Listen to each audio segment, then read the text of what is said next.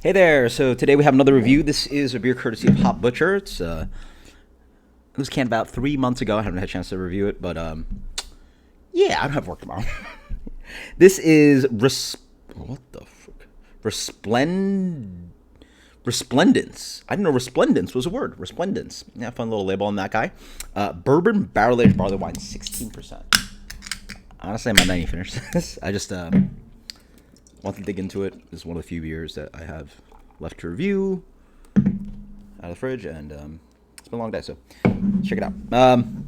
Shout out to Hop Butcher. I mean, I'm quite sure this is the only barrel aged beer I've ever had from them. They're obviously a hop based brewery, being called Hop Butcher, but then again, they're out of Chicago, which is arguably the barrel aged beer, or the capital of barrel aged beer in the country, right? Like, I mean, literally the creator of it, Goose Island, and you got like Revolution, but I mean, yeah. So let's see how this guy turns out. Bourbon barrel aged barley wine, right?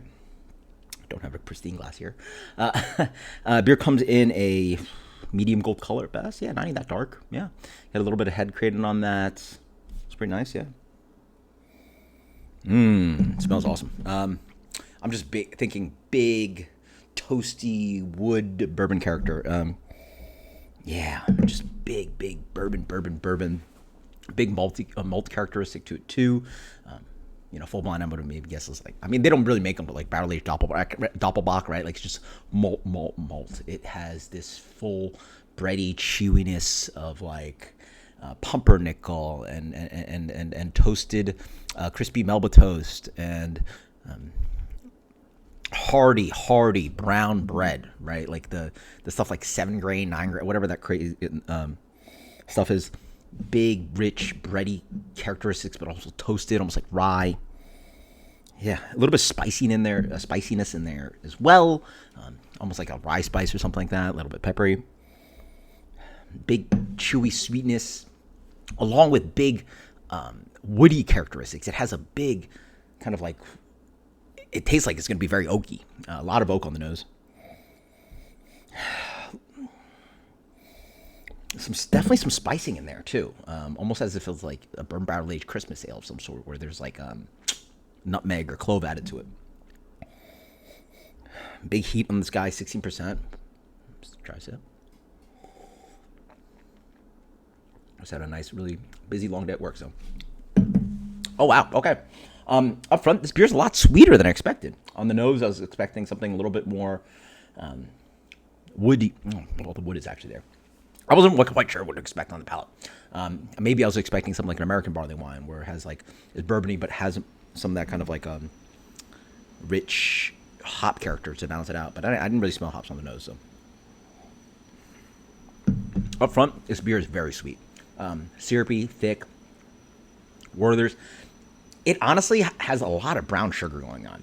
A lot of brown sugar, and we're talking about like sugar in the raw, right? The stuff that is like super has a good amount of molasses in it, where it's like unrefined, right? Unrefined, where it's like dark, deep brown sugar, right? It has like this kind of like rich, sticky, caramelly molasses thing. And honestly, from what I said was taught from Adam Ragusia, you get molasses and just put it in your white sugar, you get brown sugar, and you don't actually have to carry both brown and white sugar in your house, something like that. But yeah, molasses really is a byproduct of creating white sugar. Just combine the two back. Pretty hidden the alcohol. I would never guess 16. I would guess like 12, 13 maybe at top. 16 is really big. I don't really taste it. Nor do I feel it too much going down. I would guess this maybe like, I wouldn't even guess like Bourbon County range. Yeah, I would have guessed maybe around 14 tops. But to get to 16, wow, okay, cool. Just like the nose, well, first off, I'm getting stickiness, just like Bourbon County, big stickiness on the palate, on the lips. It's just residual sweetness, and then just like the nose, good amount of woodsy bitterness, very woodsy. So maybe, yeah, I guess it has to be a combination of the oak tannins from the barrels, and then there's just this woody hop character. To create beers to stand up to barrels pretty well, you sort of create a recipe that's not meant for drinking. And this, I suspect this beer is probably very bitter, overly bitter, not meant for just regular consumption, and has a really big bitterness to it. Granted, it could have been a really tasty American barley wine. I'm not sure.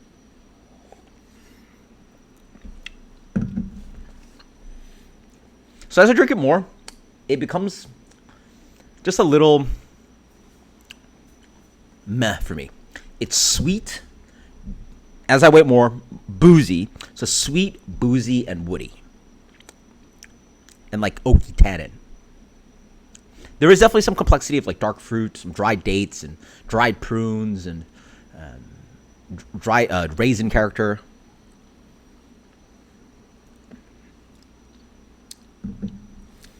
I mean, it certainly has some balance to it, but for me, yeah, I would think that I would like a little bit more complexity to it. And the funny thing is, I actually smelled it, but I didn't really mention too much of the bourbon.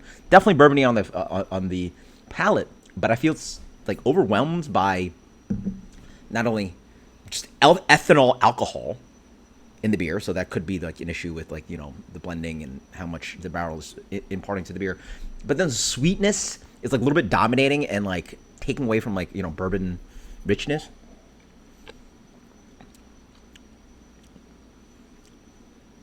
You know what? As I wait more, I feel the beer is just a little too big for its own sake. It's just hot. Yeah, I love how I was saying it's like, oh, this. I swear my palate only takes like 12 to 14%.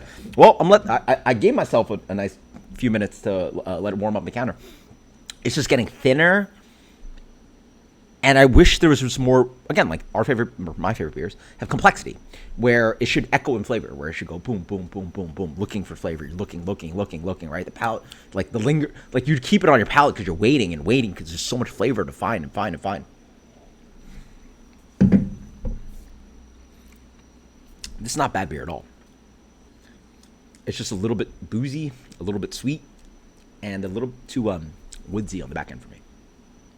And that's just like, you know, my like negative comments about how, you know, about a very good beer. It's a very good beer. What did they say on tasting notes? Rich fruit. Again, this beer is actually not that fruity in my mind, but yes, there's obviously those wonderful dried fruit characteristics I mentioned. Sweet caramel. Oh yeah, tons of that. And decadent whiskey. Okay, yeah. Sips, easy enough. What would I give this? You know me, I'm more a stout guy, but I love me a really amazing, well done barrel aged barley wine. Sorry, bourbon barrel aged barley wine. A lot of alliteration there. Let's try one more shot.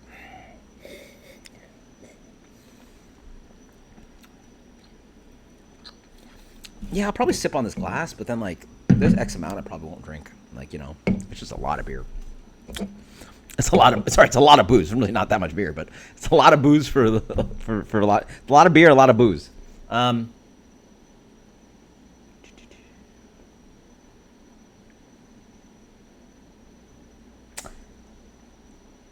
mean, again, the impression on these beers is just fantastic.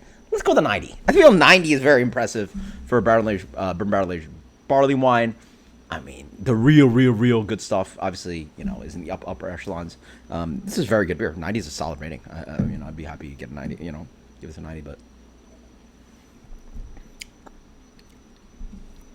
it's a big boy. Cheers later.